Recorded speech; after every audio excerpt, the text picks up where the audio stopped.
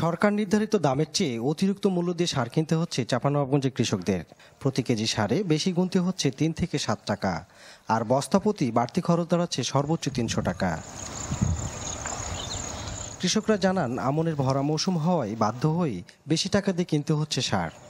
এবার আমন ধান করে আমাদের লাভের সংখ্যা খুব আমরা ভালো বুঝতে পারছি না। আমরা ধান উৎপাদন করছি, আমাদের ধানের দাম আমরা পাচ্ছি ৯০০ থেকে ১২০০ টাকা, অথচ আমাদের সারের দাম নিচ্ছে ১৪০০ থেকে ১৫০০, ১৭০০ পর্যন্ত আছে।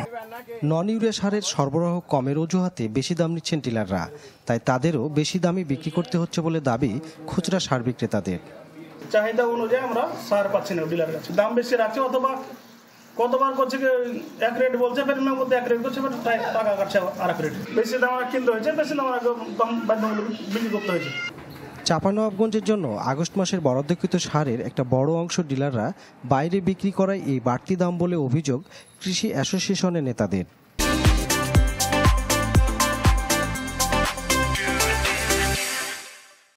গত মাসের যে বরাদ্দ নন ইউরিয়া, যেটা বেশিরভাগ সার বা কিছু সংখ্যক ডিলার ওনারা নাকি উচ্ছেই সারটা বিক্রি করে চলে এসছেন, এবং এটাই মূল কারণ যে এবারে সারের দাম বৃদ্ধির।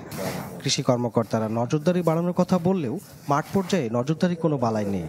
তবে কৃষকদের অভিযোগ তদন্ত করে ব্যবস্থা নেওয়ার আশ্বাস জেলা প্রশাসকের। মনিটরিং করতেছি, মনিটরিং ব্যবস্থা জোরদার করা হয়েছে। আমরা উপসহকারীদের সেখানে বসাইছি, তারা সব দেখে কৃষক যাতে ন্যায্য মূল্যে সারটা পায় সেটা আমরা দেখছি। কৃষি বিভাগ যারা রয়েছেন, কৃষি বিভাগের সকল কর্মকর্তা কর্মচারী, এটি সকলেই মাঠে তারা সমানভাবে চমৎকার করে কাজ করবেন। আর এটি আমরা জেলা প্রশাসন থেকে প্রয়োজনে মোবাইল রুট করে এই সার্বিক বিষয়গুলোকে আমরা অ্যাড্রেস করব।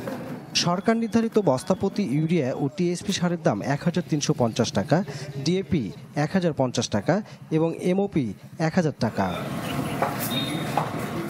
আনোয়ার হোসেন, চ্যানেল 24, চাঁপাইনবাবগঞ্জ।